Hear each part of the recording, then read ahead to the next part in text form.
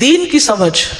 معاویہ رضی اللہ عنہ روایت کرتے ہیں رسول اللہ صلی اللہ علیہ وسلم نے فرمایا اللہ جس کے ساتھ بھلائی کا ارادہ کرتا ہے تو اسے دین کی سمجھ عطا کرتا ہے. یہ اللہ کا خاص فضل ہوتا ہے کہ کسی کو توفیق دے دے کہ سارے کام کاج چھوڑ کے دین سیکھنے میں لگ جائے یا باقی کاموں میں سے بھی وقت نکال کر دین کا علم حاصل کر لے. سمجھے جس کے اندر دین کا علم حاصل کرنے کا شوق پیدا ہو گیا اللہ نے اس کے ساتھ بھلائی کا ارادہ کرے, اس کے لیے خیر کے اب دروازے کھلنے والے ہیں. فقہ جو ہے قرآن و سنت میں غور و فکر کرنا ہے, دینی معاملات کو جاننا ہے, ہدایت حاصل کرنا ہے, اور دین کے علم سے محرومی بھلائی سے محرومی ہے. یعنی جو شخص دین میں فقہ حاصل نہیں کرتا, سمجھ بوجھ پیدا نہیں کرتا, اسلام کے اصول اور فروع کو نہیں سیکھتا, وہ بھلائی سے محروم کر دیا گیا.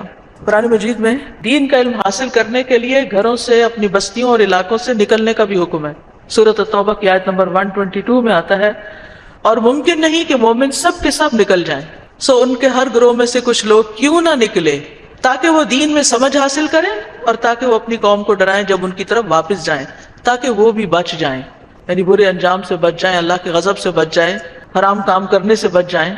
پھر یہ کہ دین کا علم حاصل کرنا اور ضروری عبادات اور جو ڈے ٹو ڈے لائف کے متعلق امور ہیں ان چیزوں کے بارے میں سیکھنا فرض ہے. پھر علم کا راستہ جنت کا راستہ ہے. علم حاصل کرنے والے طالب علم کے لیے فرشتے اپنے پر بچھا دیتے ہیں. ایک اور روایت میں آتا ہے پر پھیلا دیتے ہیں.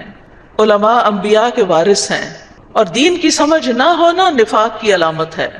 رسول اللہ صلی اللہ علیہ وسلم نے فرمایا 2 خصلتیں ایسی ہیں جو منافق میں کبھی جمع نہیں ہو سکتی, اچھا اخلاق اور دین کی سمجھ.